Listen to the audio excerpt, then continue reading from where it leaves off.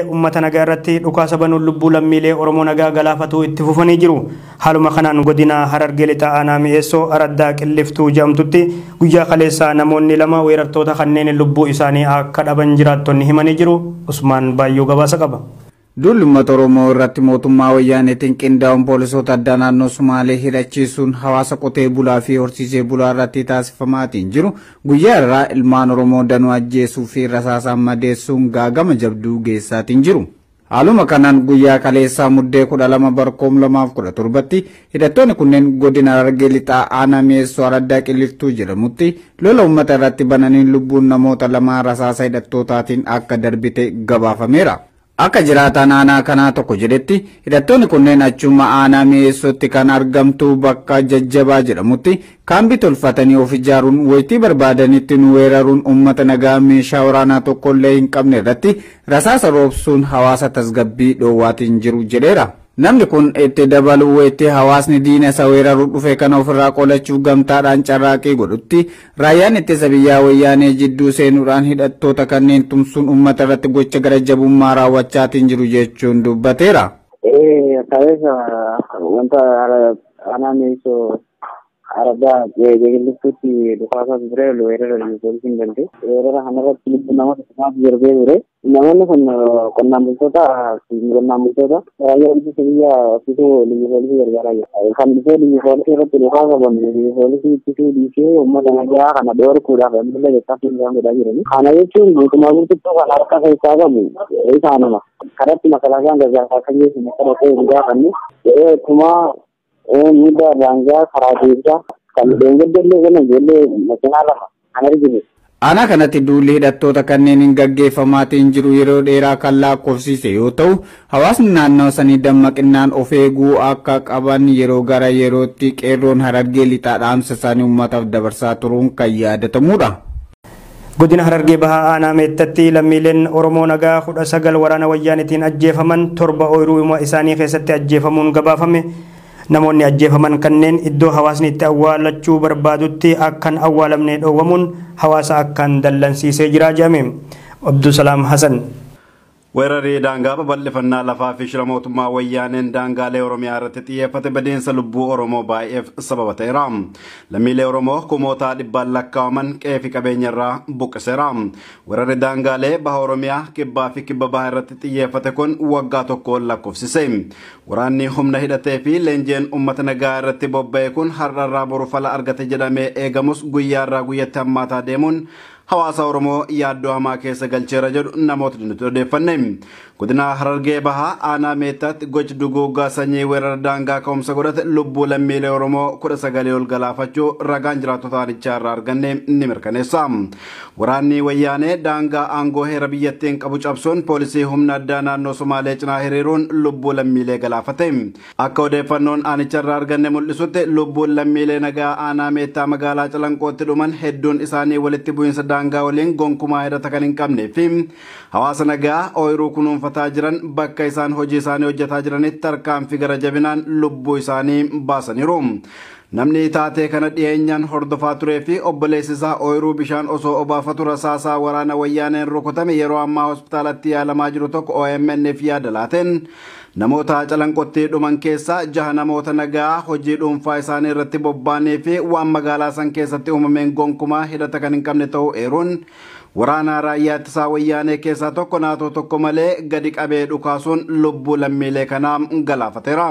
Ani yeroo san jallarraa ka'etti ol bahe ijoolleen duraa uriite isaan ooyiruu keessa dalagu jiran amma qawwee dhukaasa garraan caaddachaan gabaabsee caaddachaan achumatti dhaawaman. Hundi isaaniitu namni dheekun nama tokko moo nama meeqa? Isaan nama 4 hojii yaa'u dhalaa takka wajjin jira tokkuma kadhee. Nama tokko isaan kana fixe. Isaan kana jaanuu kafixe nam tokko. Nam tokko jechuudha. Ati obboleessi kee dhawame. Dhawame. Ati sirraa kadhatan jechuudha. Ani siisanii ta'uu irraa narraa jee narraa dhoorkee. Sirraa dhoorkee jechuudha. Okay. Isaa sila anatti kana qabate. Gara lafa dhoon sana kam godhan? Lafatti isaan jaadhaan tokko akkasitti mucaa waraanee akkasitti gad darbee. Isaan jaan lafa diree. Mataa irraa bani. Mataa. Gulle matala. Okay, bakki ammaan tanatti awwaalcha jirru kun nama meeqa awwaalamu deema? Nama ja'a awwaaluu deemtan. Calanqoo keessatti isin awwaaluu isin dhorkaniiti? Asitti awwaaluu jirtaa jechuudha. Okay, waliigala namootaan hundinuu naannoo takka dhuman jechuudha namni kun. Osoo bishingaa muruu jiranii, osoo oomisha jiranii dhumanii jechuudha. Lammiilee Oromoo wareegaman kanas iddoo hawaasni itti awwaalachuuf karoorfate siidaa Calanqoo keessatti akka hin awwaalle akka dhoggamanis namni kun dabalataan eere. Dargaggeessi ooyiruu isaa osoo bishaan obaafatu rasaasaan rukutames hospitaala Ciroo keessatti du'aa fi jiruu jidduutti akka argamu maddi kun dabalataan ibse.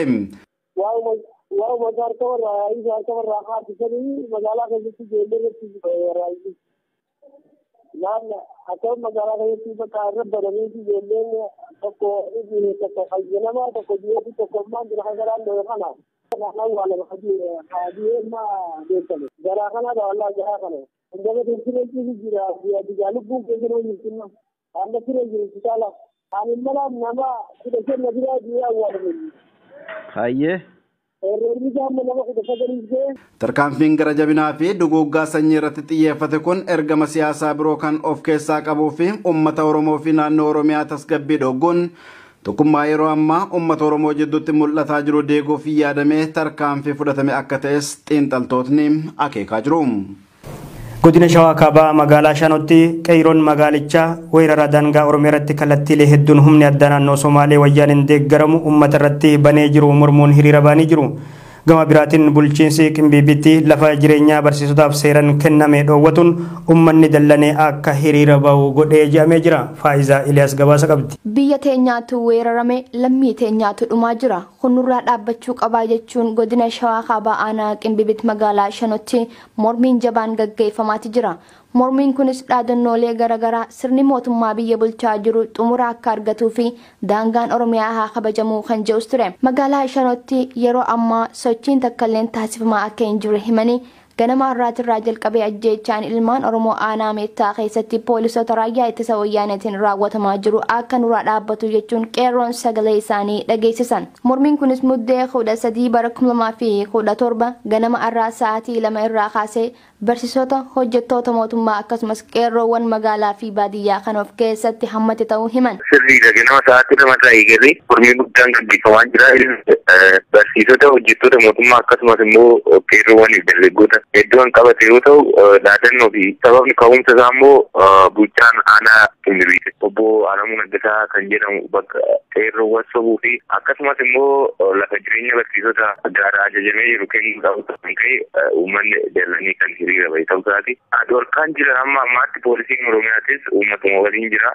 Duuka hiriiranii jiranii amma ammaa wanti godhan duukaan akka illee jiru. Karaa nagaatiin jira. Akka jiraataan aanaa Qimbiibitti magaalaa Shanoo irraa dubbifne yaada OMN'f kannetti diddaa kan ilaalchisee qeerroon magaalattii ajjeechaa suukanneessaa lammiilee nagaa kan guyyaa dheengaddaa aanaa meettaatti raawwatamen kan wal qabatudhaas jedhan. Garuu sababa mormii kanaatiif qaamni poolisii Oromiyaatis ta'ee qaamni mootummaa hanga ammaatti miidhaa takkas akka hin geessisin himanii dhaadannoo qeerroon dhageessiste keessaa poolisoonni Oromiyaa daangaa Oromiyaa kabachiisuuf uummata cinaa hiriiruu qaban, uummanni keenya karaa kamiinuu tumsa oliif godhuu qaban, daangaan keenya eeggamuu qaba, dhiigni obboleeyyan keenyaa kan daangaa irratti dhangala'aa jiru fala argachuu qabaa jechuun guutuu magaalattii keessatti mormii isaanii dhageessisaa oolan. Hanga gabaasa kana qindeessinutti haalli jiru naga qabeessa. Godina Harargee lixaa magaalaa Cirootti barattoonni yuunivarsiitii Odaa Bultum, Rift Vaalii, Kollejii, Pooliteeknikii, Carcarii fi manneen barnootaa garaagaraa irraa walitti dhufan ajjeechaa gara jabinaa raayyaan ittisa wayyaanee uummata nagaa irratti raawwate mormuun hiriira baanii jiru. Lammiileen Oromoo nagaa waraanaa mootummaa abbaa irree wayyaaneetiin ajjeefaman sababeeffachuun dukkaannan waajjiraaleen mootummaa baankilee fi magaalaan Ciroo guutummaatti akka cufamanii oolanis gabaafamee jira. Muhammad Fantaallee gabaasa kana qindeessee jira. Godina Harargee lixaa magaalaa Cirootti hawaasa magaalichaa barattoota yuunivarsiitii Odaa Bultum, barattoota yuunivarsiitii Rift Vaalii, barattoota kolleejjii Pooliteeknikaa fi barattoonni manneen barnootaa garaagaraa magaalaa Ciroo keessatti argaman bakka tokkotti walitti bahuun ajjeechaa gara jabummaa raayyaan ittisa mootummaa wayyaanii Calanqootti lammiilee keenya nagaa irratti raawwateef gaafa muddee 12 bara 2017 gadda itti dhagahame ibsachaa akka oolan jiraattonni Oromiyaa miidiyaa neetwoorkitti himan. Hawaasni magaalaa Ciroo barattoota waliin hiriiruun raayyaa ittisa wayyaanii dhiiga lammiilee nagaa lolaasee balaaleffachaa Oromoota wareegamaniif immoo jannata kadhachaa gadda guddaa morma Oromoota maraa cabsee ibsachaa oolan. Akka jiraattonni magaalaa Ciroorraa dubbisne yaadanuu kennanitti guyyaa kaleessaa magaalaan Ciroo fi araddoonni naannawaa isii jiran guutumaan guututti balbala isaanii cufachuun gadda ibsachaa akka oolanidha. Kan addeeffame baankileen dukkaanowwan manneen nyaataa fi manneen barnootaa odoo hin saaqameen kan oolanii fi daldalli jimaa fi geejjibaatis addaan citee akka ture jiraattonni ibsanii jiru. Ammaan jedhu kaleessarraa kaasee hojiin hundi dhaabbatee jira. Barattoonnis barumsa dhaabee jira. Barannuu dhiiga obboleeyyan keenyaa gubbaatiin hin barannu dhiiga obboleeyyan keenyaa gubbaatiin hin galee ni jedhanii har'a kaleessarraa eegalee hiriirillee akkuma ciisatti jira. Garuu har'a kaleessa hin dubbanne waliin mari'annee galleessi midhaan illee galaanuma ja'an garuu ijoolleen hin galle malee. Sirna gadda ibsachuu kanarrattis barattoonni mana barumsaa sadarkaa tokkoffaa irraa ka'uun hanga sadarkaa barnoota olaanoo magaalaa Ciroo keessatti argamanitti murannoo takkaan lammiileen Oromoo badii tokko malee rasaasan ajjeefaman dhiigni isaanii lafa baduu hin qabu. Qaamni ajjeechaa raawwate raayyaan ittisa wayyaanii seeraaf dhiyaachuu qaba jechuun guutuu magaalattiitti sagalee mormii dhageessisaa oolanii jiru. Nuti hanga qaamni hawaasa nagayaa irratti duguuggaa sanyii raawwatu kun seeratti dhiyaatutti yookaan immoo harka isaa nu keessaa sassaabbatutti dhiiga obboleeyyan keenya irra dhaabbanne hin barannu. Falmii keenyas ni finiinsina. Dhugaa keenyaaf ni wareegamna jechuun sagalee diddaa fi hafuura mormii ho'aa baafachaa akka oolan jiraattonni magaalaa Ciroorraa dubbisne dubbatan. Sochii hawaasaaf barattootaa kana sababeeffachuun waraanni mootummaa wayyaanii ooraalii 3 magaalaa Cirootti buufamee akka jiruu fi hanga oduu kana qindeeffannetti humna ramadame kanaan miidhaan dhaqqabe kan hin jirre tahuu maddeen keenya ibsan. Har'a ganama itti deebinee garuu har'aan tana makalaakaan dhufee isaan doonitti nyaachifate garuu uummanni haa galatuumanii poolisoonni keenya kan naannoo Oromiyaa kun isaaniin dhaabbadhaa isaan nuti tasgabbeessaa jechuudhaan ijoolleen keenya gaaffii yeroo san dhagaa itti deddarbatte akkasitti akka ijoolleedhaas tasgabbeessanii isaan kanas ijoolleerraa darbanii ijoolleen. Haaluma wal fakkaatuun godinuma kana magaalaa Hirnaatti barattoonni manneen barnootaa garaagaraa hawaasa dabalachuun sagalee diddaa fi mormii dhageessaa akka oolan odeeffannoon arganne ni addeessa. Jiraattonni magaalaa Hirnaatis dhiiga lammiilee Oromoo yakka tokko malee magaalaa Calanqootti raayyaa ittisa wayyaaniitiin lubbuu qaalii dhaban yaadachaa gadda daangaa hin qabne liqinfamuun sadarkaa qabsoo itti aanuuf haala itti of qopheessan irratti argaman. Magaalaan Hirnaa kaleessarraa jalqabee har'as guyyaa lammaffaa karra gabaa fi daldalaa waajjiraalee mootummaa baankilee manneen nyaataa fi daldala jimaa addaan kutuun gadda guyyaa lammaffaa itti fuftee akka jirtu maddeen keenya Oromiyaa Miidiyaa Neetwoorkitti himan. Bifuma wal fakkaatuun godina Harargee lixaa aanaa masalatti gochaa suukanneessaa loltoota agaazitiin ilmaan Oromoo aanaa meettaa magaalaa Calanqoo irratti raawwatameen hedduu kan gaddaniif jiraattonni sharaa dhaabuun gadda isaanii mul'isanii jiru. Guyyaa har'aa gadda kana sababeeffachuun waajjiraaleen mootummaa fi manneen daldalaa magaalattii keessatti argaman hedduun cufamanii akka oolan jiraattonni Oromiyaa Miidiyaa Neetwoorkitti himanii jiru. Usmaan Baayyuu ammas gabaasaa qindeessa qaba. Gocha suukanneessaa raayyaan ittisa biyyaa wayyaanee jiraattota godina Harargee bahaa aanaa meettaa magaalaa Calanqootti guyyaa dheengaddaa raawwataniin lammiilee rasaasa diinaatiin wareegamaniif uummanni Oromoo iddoowwan garaagaraatti argaman gadda guddaa itti dhagahame ibsachaatiin jiru.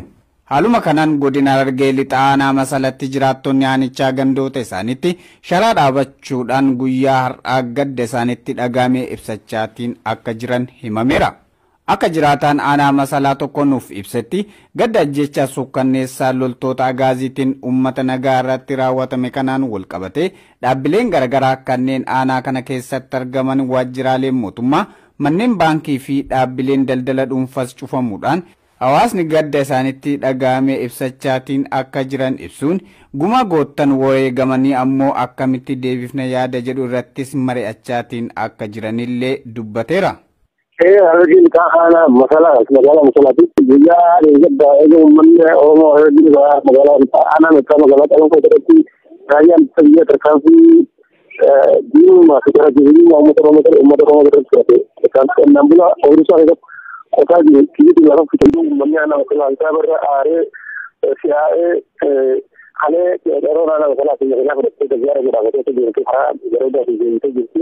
Har'aan kana immoo daldala tokkollee dhaabanii jiranii namni magaalaa kan jiru akka haalli sosochii nagadaa jiru ammallee saraa dhaabanii tajaajila jiranii raayyaan ittisa biyyaa asitti immoo deemu jedhanii shoorotaan adda addaa jirti ijoolleen karaa adda addaa karaa deemaa jirti. Akka hawaasatama hawaasni guutuu aanaa magaalaa tokkummaa kanaa waajjirri mootummaatti baankiilee mootummaa hundi cufaadha. Alaabaan akka sirna gaddatti gabbuutee wal karreessi kanarraa kan wajjin haalli biraa kan biraa hundi bareedaadha. Amma kana haalli amma jiru mootummaa wayyaaniitu akka walitti bakkee deemee qabni hundaatti. Ilmaan Oromoo badii tokko malee loltoota agaazii wayyaaneetiin akka maletti ajjeefamaniin wal qabate Oromiyaa bakkoota hedduutti mormiin uummataa finiinee itti fufeera. Ajjechaa fi reebichi yuunivarsiitii Addigiraatitti barattoota Oromoo fi Amaaraarraa ga'een wal qabate barattoonni yuunivarsiitii Bahar Dar mormii cimaa dhageessisaa oolanii jiru. Mormii guyyaa irraa itti fufee oole kanaan ajjechaa fi reebichi mootummaa wayyaaneetiin lammiilee nagaa irratti raawwatamaa jirus akka dhaabbatu gaafatanii jiru. Abdussalah Maasan. Miidhaa barattoota saba Oromoo fi Amaaraa Yuunivarsiitii Addigiraat keessatti dhaqqabeen wal qabatee mormiin dhaabbilee barnoota olaanoo keessatti jalqabe cimee itti fufeera. Naannoo Tigraay Yuunivarsiitii Addigiraatitti barattoota Oromoo fi Amaaraa reebuu fi gamoo gubbaa gadi darbachuun badeensa lubbuu fi miidhaa dhaqqabsiise barattoota dhaabbilee barnoota olaanoo dallansise. Barattootni dhaabbilee barnoota olaanoos gochaa gara jabinaa lammiilee kanneen irratti raawwatamaa jiruu fi haala qabatama biyyattii keessatti deemaa jiru mormuun hiriira baanii sagalee isaanii dhageessaa jiru. Barattootni Yuunivarsiitii Bahar Dar guyyaa kaleessaa irraa kaasanii hiriira nagaa bahuun mormii isaanii dhageessaa oolanii. Tarkaanfii gara jabinaa barattoota Oromoo fi Amaaraa irratti raawwatame ni balaaleffanna. Gochi dhala namaa irratti hin raawwatamne waraana wayyaaneen lammiilee biyyattii irratti raawwatamaa jiru haa dhaabbatu. Walqixxummaan saboota biyyattii haa mirkanaa'u. Olaantummaan TPLF xumura argachuu qaba. Abbaa Tsaayyee Hattuu Sukkaaraa ajjechaan saba Amaaraa fi Oromoo irratti raawwatu haa dhaabbatuun dhaadannoo barattoota kanaa ture. Barataa Yuunivarsiitii Bahar Dar tokko Oromiyaa Miidiyaa Neetworkii fi yaada laateen guyyaa kaleessaa irraa kaasee barattootni Amaaraa fi Oromoo qindoominaan mormii isaanii dhageessaa oolaniiru. Haalli isaa jalqabni isaa Yuunivarsiitii Addigiraatitti ijoolleen keenya miidhamanii jiran ijoolleen naannoo saba Amaaraa fi saba Oromoo. Achirraa ka'eetu kana mormina bakka garaa garaatti immoo ijoolleen Oromoo fi Amaaraa naannoo Tigraay keessa jiran miidhamaa jiru. Yuunivarsiitii isaanii keessatti bakka garaa garaatti ajjeefamaa jiru miidhamaa jiru waan ta'eef walumaan jiran sabni kun lamaan walumaan jira walumaan ba'an qindoomina hin qaban adda garaagarummaan qaban isaan tokkummaa jira tokkummaatu mul'ata. Mormiin barattootaa guyyaa kaleessaa jalqabe hanga har'aatti kan itti fufe yoo ta'u waraanni wayyaanee fi poolisootni naannoo mooraa keessa seenuun barattoota addaan facaasuun hanga doormii dubartootaatti seenuun barattoota reebaa jiru. Hagammas illee waan qabbanaa hin jiru barnoonni barachaa hin jiru baraabatuu jira waan hundi baraatatu jira. Garuu mooraa keessa hin jiran federaalonni ni jiran poolisiin naannollee ni jira. Dallaa keessa jiran waraana gosa lamatu jira. Jarri kan federaalaa jiran kan naannollee ni jiran. Dhaabbatee jira garuu barsiisuun tokkollee waa tokko hin jiru dhaabbatee jira guutummaa guutuu. Mooraa Yuunivarsiitii Bahar Dar yeroo ammaa waraanaa wayyaanee fi poolisoota naannoon dhuunfatameera. Sirni baruu fi barsiisuus guutumaan guututti addaan citeera. Akka namni kun jedhutti barattootni gaafii karaa nagaan waan dhiyeessaniif qofa reebichi kan irratti raawwatamaa jiru ta'uu eeruun barattootni kunneen gaaffiin karaa nagaan dhiyeessan deebii hanga argatutti mormii karaa nagaan jalqaban cimsanii kan itti fufan ta'uu beeksisaniiru. Godina Harargee Bahaa Aanaa Cinaaksanittis ganama irraa mormiin jabaan jiraattota magaalattiin gaggeeffamuusaa jiraattonni Oromiyaa Miidiyaa Neetworkitti himanii jiru. Qeeroon xalayaa addaa barreessuun raayyaan ittisa wayyaanee guutummaa Oromiyaa keessaa akka bahus gaafatanii jiru. Faayizaa Iliyaas ammas gabaasa qabdi. Guyyaa irraatti ture muddee 13 bara 2017 odeeffannoon jiraattota aanaa Cinaaksan irraa arganne akka mul'isutti mormii fi jibbinsa mootummaa wayyaanee irraa qaban bu'uura godhachuun barattoonni mana barumsaa sadarkaa lammaffaa fi qophaa'inaa Cinaaksan mormii fi diddaa isaanii mul'isaa akka oolantu himame. Mormiin jiraattotaa kanneenitis sarbamiinsi mirga dhala namaa kallattii garaagaraatiin isaan irratti raawwatamaa jiruu fi ajjechaan jumlaa aanaa meettaa calanqoo keessatti loltoota raayyaa ittisa wayyaaneetiin raawwatamaa jiru nurraa dhaabbachuu qabaa jechuun diddaa isaanii kan dhageessisan ta'uu dubbatan. Akka jiraatan magaalaa Cinaaksan irraa yaada OMN'f kannetti mootummaa wayyaanee yakka duguggaa sanyii raawwataa jiru kana karooraan kan gaggeessaa jiru ta'uu dubbata. Sirna bulchiinsa wayyaanee fi gochoota gaddisiisaa isaa mormuun kun aanaa Cinaaksan qofa keessatti osoo hin taane bakkeewwan hedduutti kan gaggeeffamaa jiru ta'us ibse. Haaluma kanaan bulchiinsi OPDOtis callisanii afaan maratanii taa'uun kun aantummaa uummata isaaniitiif akka hin qabne mul'isaa jiran. Rakkoolee wal fakkaattuun akkanaatuun irra deddeebiin kan uumamaa jirtu ta'uu fi qaamoleen dhimmi ilaallatan fala takkallee osoo hin kaa'in cubbuun dabaalamanii jiraachuun kan nama gaddisiisuudha jaan barattoonni. Mormiin kunis biyya mootummaa wayyaaneetiin kaleessa calan qorratti dhangalaafame mormuudhaan kan ta'e sababoota mormii kennuu bal'atee kana barnootaatiin aksallee jiru hundatti hanga keejii jabanateeti kan mormii kennee eeroonis waraqaa adda addaa barreessanii diinni Oromoo dhangala'uun qabu makalaakiyaa Oromiyaa keessaa qaba addoo maxxanfatanii kanneen irratti akkasitti mormiin nagayaan kan xumurame. Uummanni aanaa Cinaaksan daangaa ofii tiifachuudhaaf wareegama lubbuu kafale ittis madaawe qabeenya hedduus itti dhabeeti jira.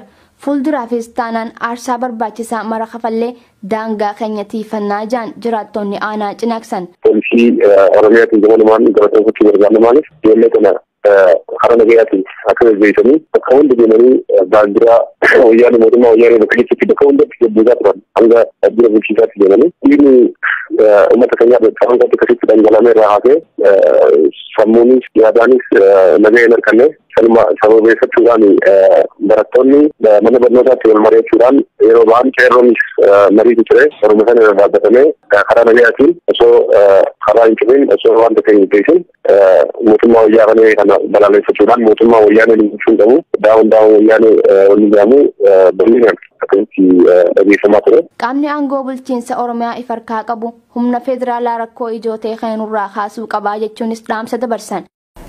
Waraanni addaa naannoo Somaalee wayyaaneen deeggaramu godina Harargee lixaa aanaa Gursum keessa lixuun barsiistota dhalootan Oromoo lama akka fudhatan himamee jira. Yakki seera dhablummaa waraanni addaa naannoo Somaalee daangaa Oromiyaa sarbuun adeemsisaa jiru kun isa jalqabaatii miti jedhamee jira. Usmaan Abdulatiif ammas waan qindeesse qaba. Duulli duggaa sanyii wayyaaneen bulchaa naannoo Somaaliyaa abdiileen ilmaan Oromoo irratti raawwataa jirtu hanga dur caalaa jabaatee gaggeeffamaa jiraachuun ifama. Ilmaan Oromoo lafa abbaa isaanii irratti hiree nagaan jiraachuu fi miidhama isaanii irra gahuuf beenyaa dhabanii rakkachaa jiran. Guyyaa kaleessaa waraanni addaa naannoo Somaaliyaa wayyaaneen bobbaaftu daangaa Oromiyaa bahaa cabsuun aanaa Gursum Araddaa Hariiroo mana barnoota Hariiroo Bunaa jedhamu keessaa barsiisota lama ukkaamsanii fuudhanii jiraachuu kominikeeshiniin aanaa Gursum beeksifte. Akka ibsaa kominikeeshinichaatti barsiisonni waraana addaa kanaan fudhataman tokko Caalaa Abdulatiif Mahamadii fi lama Eliyaas Taajuu Usmaan akka ta'an ibsanii gochii haala kanaan shiftoota Somaaleetiin raawwatamu magaalaa Funyaan biraatiif haaree akkan tahin jiraattonni himanii haala gaggeeffamaa jiruuf hawaasni aanichaa dallansuu jabaa keessatti argamuun dhagahame. Maddeen OMN aanichaa oduun tun sirrii ta'uu ibsanii barsoonni badii fi sababa tokkoon malitti iddoo hojii isaaniitii butamuun ukkaanfamanii fuudhaman gara naannoo Somaaliyaa magaalaa Jijjigaa geeffamanii akka jiran himan. Poolisiin Oromiyaa aanichatti argamtuu fi raayyaan ittisa wayyaanee daangarra tuulamee jirus dirmatanii harkaa buusuu hin dandeenye. Akka aanaa Gursumitti ukkaamsaan guyyaa guyyaatti bifa jijjiirachaa bitaa fi mirgaan keessattuu magaalaa Funyaan biraatti itti ufaa jirti. Kanaan wal qabatee sodaan nageenyaa hawaasa raasaa jiraachuu fi haalli baruu fi barsiisuu yaaddoo keessa galee cituuf akka waan karaa jiruuti. Diinni duguugaa sanyii Oromoo irratti gaggeessaa jiru hanga addan kutinitti uummanni Oromoo irree isaa cimfatee waloon akka qabsaa'uu fi wal cinaa dhaabbatee akka wal quba qabaatu dhaamamee fi jiramu. Waraanni addaa naannoo Somaalee wayyaaniin deeggaramu to'annoo jala oolfamee yakka godhaa jiruuf hanga seeratti hin dhiyeeffamin duulli baname kun kan isaanirraa adda hin cinnee fi as boodaas khasaaraa guddaa keessa biyyattii akka galchuuf jiraattonni aanaa Gursum dhaamsa dabarfatan. Oduu gaddaa. Seenaa qabsoo bilisummaa Oromoo keessatti shoora guddaa taphataa kan ture qabsaawaa Oromoo obbo Abduu Maalik Umar Yuusuf balaa konkolaataa tasa mudateen Jabuutii keessatti du'aan addunyaa tanarraa boqotanii jiru. Sabboonaa Oromoo obbo Abduu Maalik yookaan Nantuqinii balaa konkolaataa tasa mudateen akka miidhamanii fi hospitaala galanii miidhaa irraa gaheerraa dandamachuu waan dadhabaniif du'aan akka boqotan baqattoonni Oromoo garasirraa himanii jiru. Obbo Abduu Maalik sochii qabsoo afran qalloo keessatti hiriiruun mirga uummata Oromoof falmaa akka turan kanneen isa beekan ragaa bahanii jiru. Erga gara Jabuutii dhufanii uummata ijaaruun qooda lammummaa isaanii bahaa nama turan akka ta'es galmeen seenaa isaanii ni mirkaneessa. Obbo Abduu Maalik bara 1956 keessa dirree dhawatti abbaa isaanii obbo Umar Yuusufii fi haadha isaanii aadde Zainabaa Muhammad irraa dhalatan. Obbo Abduu Maalik aadde Misraa Sheekaa waliin bultii ijaaruun ijoollee shamarranii 3 fi dhiira 1 horanii jiru. Sirni awwaalcha isaanii bakka maatii firoottan sabboontonni Oromoo akkasuma jaallattoonni saba biroo kanneen akka Somaalee, Araboota fi Afar argamanitti bifa seenaa qabeessa ta'een gaddaa Jabuutitti raawwatee jira. Nutis maatii firoottanii fi waahiloota isaa maraaf jajjabina hawaa lubbuu isaa rabbiin jannataa haa kennuuf jenna.